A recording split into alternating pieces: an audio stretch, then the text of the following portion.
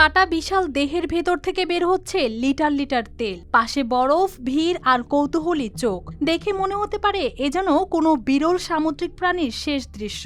কিন্তু এই দৃশ্যের পরিণতি আরও চমকপ্রদ। শেষ পর্যন্ত এই মাছের বড় একটি অংশ মাটি চাপা দিতে হয় প্রশাসনকে। দেখতে অনেকটা ডলফিনের মতো লম্বা দেহ, অদ্ভুত গঠন। প্রথম দেখায় ভুল হতেই পারে, কিন্তু এটি ডলফিন নয়, এটি সাগরের ভয়ঙ্কর শিকারী, স্থানীয়ভাবে পরিচিত খটক বা করাতি হাঙর। স্কুলে যাওয়ার পথে কয়েকজন বন্ধু মিলে বড় একটি মাছ দেখতে আসি মাছ বাজারে। অনেক বড় মাছ, এর আগে কখনো আমরা দেখিনি। বঙ্গোপসাগর সংলগ্ন এলাকা থেকে ধরা পড়ে বিশাল আকৃতির এই মাছটি, যার ওজন আনুমানিক 20 থেকে 25 মণ। পরে জালকাঠির আমুয়া মৎস্য বন্দরে ওঠানো হলে সেটি ঘিরে তৈরি হয় ব্যাপক কৌতূহল।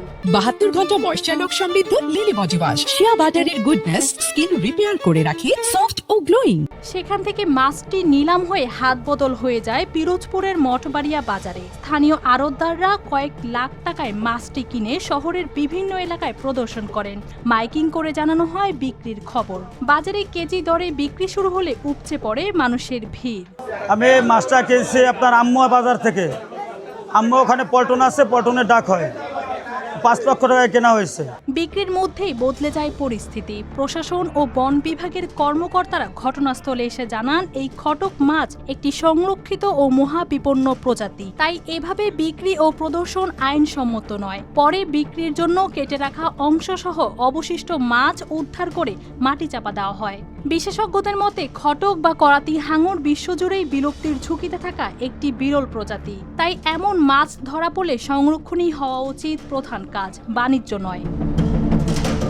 একটি মাছ যা মুহূর্তেই হয়ে উঠেছিল আলোচনার কেন্দ্র, কৌতূহলের বিষয়, শেষ পর্যন্ত সেটি মনে করিয়ে দিল প্রকৃতির কিছু সম্পদ শুধু দেখার, রক্ষার, ব্যবসার নয়।